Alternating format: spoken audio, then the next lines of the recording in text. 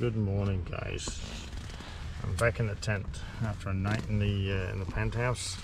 Back to reality, back in the tent. So I made it a little further than expected yesterday. I stopped in to one of the ranger stations and had a chat with the ranger, and she gave me a suggestion of a road to ride, the 208, and that brings you all the way from the loop that I was doing past some of the glaciers and down to back down to the main highway that goes all the way around the island. And she said, yeah, there'll be probably maybe 9, maybe 7 or 8 water crossings. I lost count. I mean, you'll see it in the previous video. I think there was maybe 20 or so. But I'll show you where I went and then where I'm headed today. So yesterday I came through here, and this is where I picked up the 208, and then I was planning to camp somewhere here or here because there are 2 campsites, but it was too early. It was at 5 o'clock, something like that, so I carried on and just came all the way down the coast and got to Vic. So that's where I ended up last night. So today I'm going to go a little bit west. I'm going to carry on back along the coast and go to Skogafoss, which is the big waterfall, big wide drop waterfall, and then also come back and hit a couple of side roads, and then down here on the right on the south coast there's a beach right here that has hexagonal columns that I was going to check out, and then there's some arches down on the beach as well down there, and then head 214 was another suggestion. So that's a short ride up to get you up close to the glacier, to the Myrtles Njokul Glacier, and back onto the 1, follow the 1 back up, and then up to this is the 206. You can see that. So my friend was telling me this is the 206, and he said this one had in some parts caused the French Revolution, because there's a line of volcanoes, and they went off and they created issues with farming in France in the 1700s.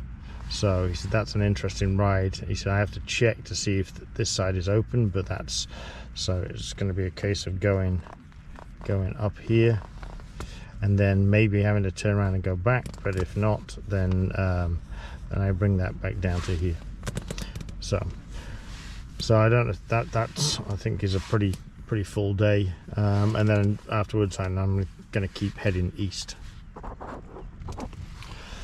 But first I gotta pack up the tent, and looking east, it's kind of almost a blue sky, and so hopefully it'll be another good day.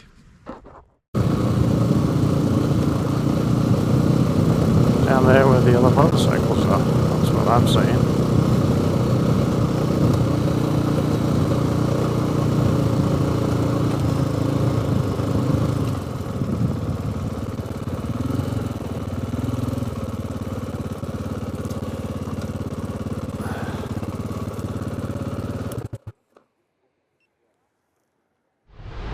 Skogafoss waterfall, and from this far back I'm getting sprayed, so I don't even know what the people are thinking up there. You can go to the top, but to be honest, I got motorcycle boots on. That is not the climb I want to do, so I'll just admire it from here. It's very, very, very impressive. This is the tractor deer, Hola Vega, which I'm going to guess I'm saying wrong. It's a view down the coast and of some arches in the cliffs. Up on top, it's windy, But the view is pretty incredible.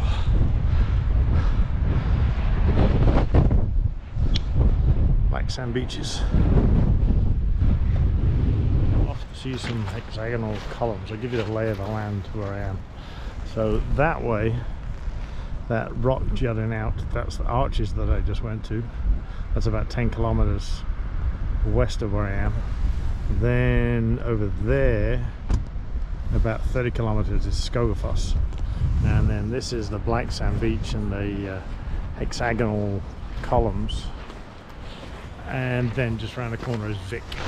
So this is the black sand beach and all the hexagonal columns and the big cave and the pinnacle rocks. And then down there, now you can see the arches. And the waves here, the current here is supposed to be treacherous. A friend was telling me that last year a guy went into the, tried to take a photo near the water, slipped, fell over and was dragged out to sea, and his wife stood there and watched him drown. He couldn't get back in. You know, we think for a couple of reasons, for it's cold and the current is ridiculously strong. It drops down quite deep allegedly from what they're saying. So look at the hexagonal columns.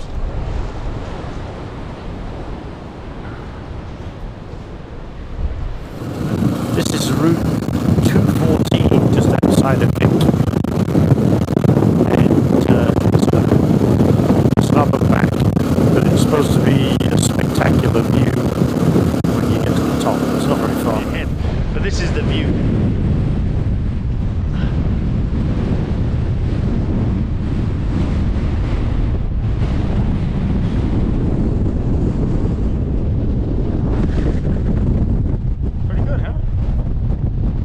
Okay, I just turned on the 206 and I'll show you on a map, on a big map.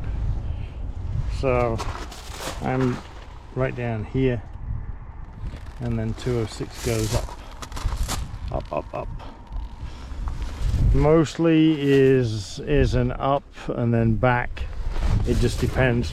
But this is a line of volcanoes that came up here. The friend said he couldn't remember how many there was. There was maybe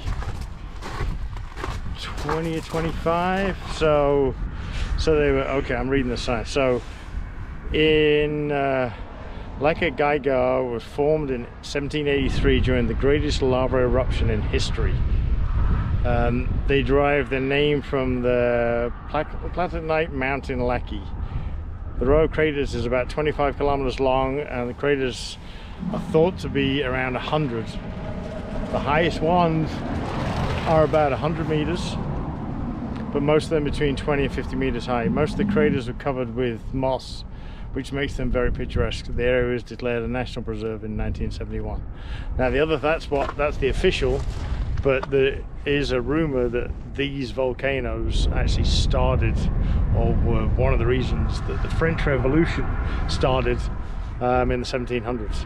Because the amount of ash that fell over Europe, it stopped food production, which then caused the French Revolution. I just stopped at the side of the road to show you this. I'm going to say in most countries this would be in a state park, national park. You probably have to pay to see it.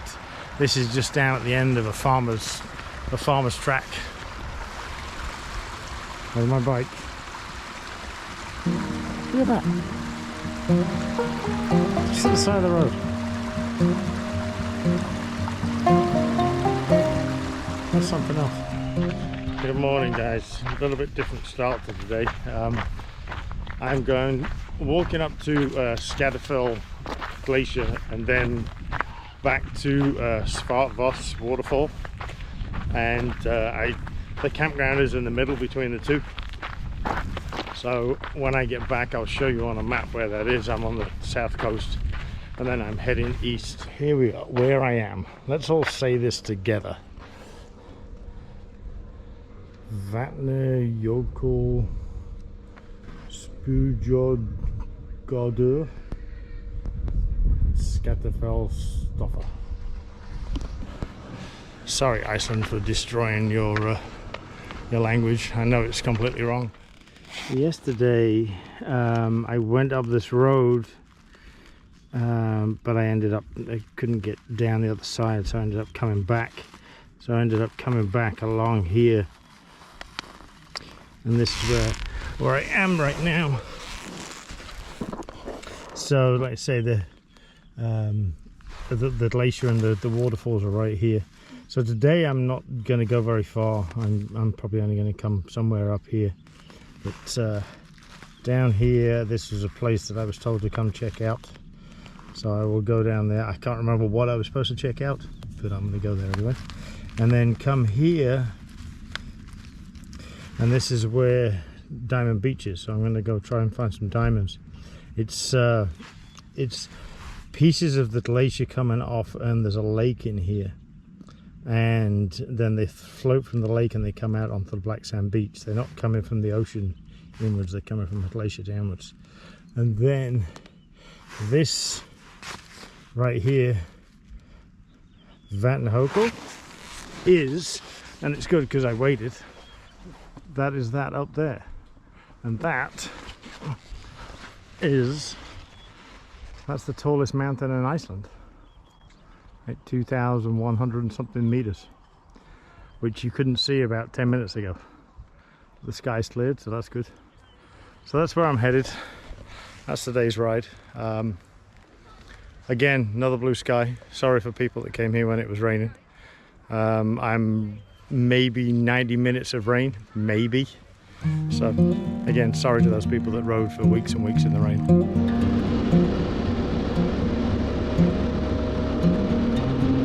Never expect, if you looked at that and how green everything is,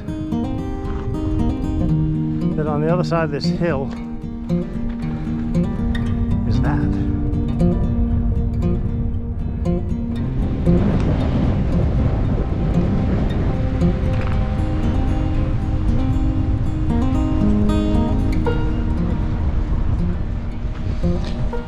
So this is the Diamond Beach area. On the south coast, and these icebergs break off that glacier and then they come into this lake, and then with the tides going in and out,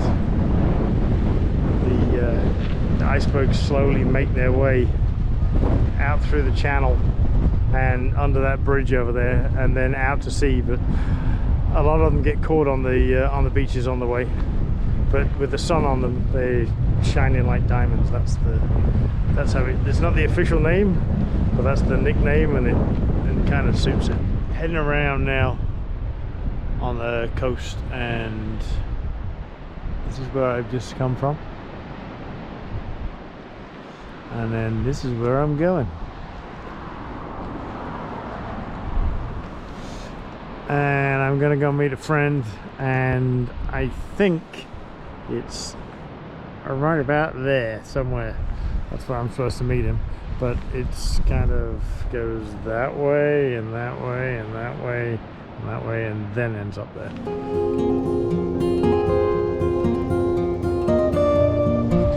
Real quick intro this morning, because I don't know where I'm going, and I know where I am, but I don't know how to say it. This is where I stayed last night. So how do you say that? Is that a silent T, silent J, and what about that A-E together? That's and then that D with a line through it. I have no, that, but that's where I stayed last night. And this is the view. It's a little village, and a little campground up there. Another village campground, $14. So worth it, so worth it. So let me show you roughly where I am, and then roughly where I'm going. So I came up the coast, followed the coast up. I figured out what this was down here. I couldn't remember yesterday. That was where the puffins are. There's an island, but everything was booked. But I'll make a note in the previous video of if you come here where you need to go to go on that trip. So I carried on up the coast, and I'm in that kind of area there. So today I'm gonna come up somewhere around here. I figure I'm just gonna follow the coast, but I don't know, so I'm not gonna put any lines on the map. This fjord in here is supposed to be really beautiful, and that's where I'm staying on the night before the ferry, so I might just kind of head there and check it out.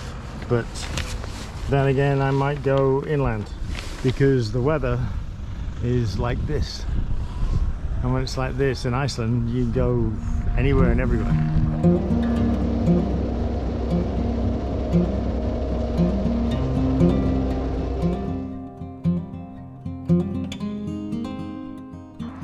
Morning, guys. Last night I slept there, which is next to this, and it's a reindeer hide drying building. I'm sure it has a very perfect technical name, but I don't know what it is. So where I am is over here. There's a place called Havana, and that's where I am.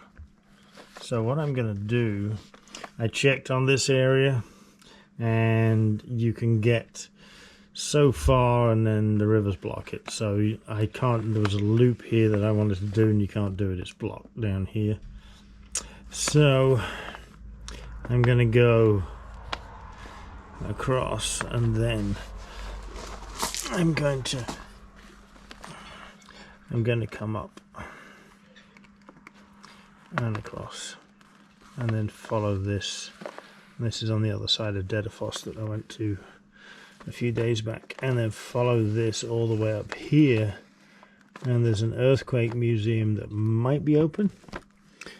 Everything I read said there's only ever one person there, so as long as the person that owns it is around, and then follow this. This is the most northern point of Iceland, and then come around to this town right there, and in that town there is an Icelandic version of Stonehenge called Arctic Henge. It's windy, it's noisy because of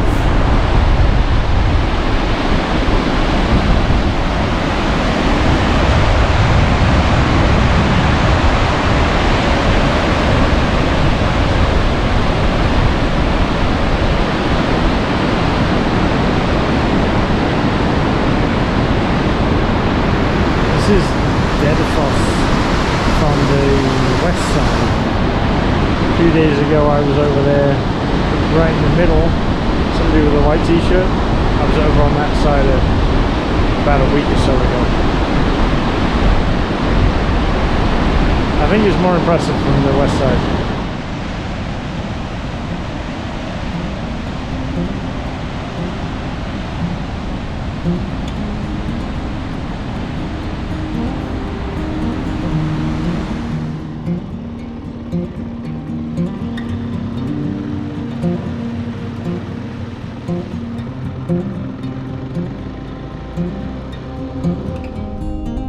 I made it to the earthquake center.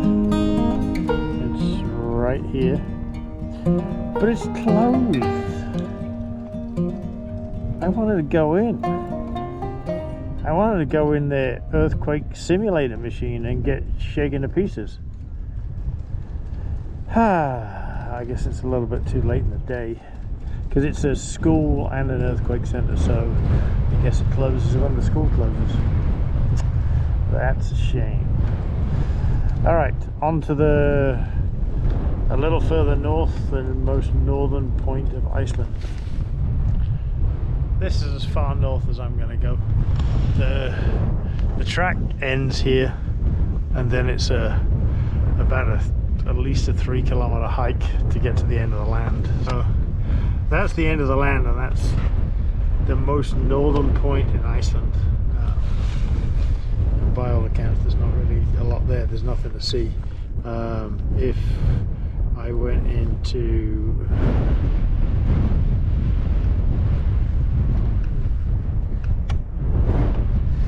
if I went into coordinates, then you can see where I am. So 66.33 is the Arctic Circle, so I'm above the Arctic Circle, and it's a little further north than that. So that's what you get to see at the end of Iceland, and that is everything that's going on up here, which is basically all the same, nothing.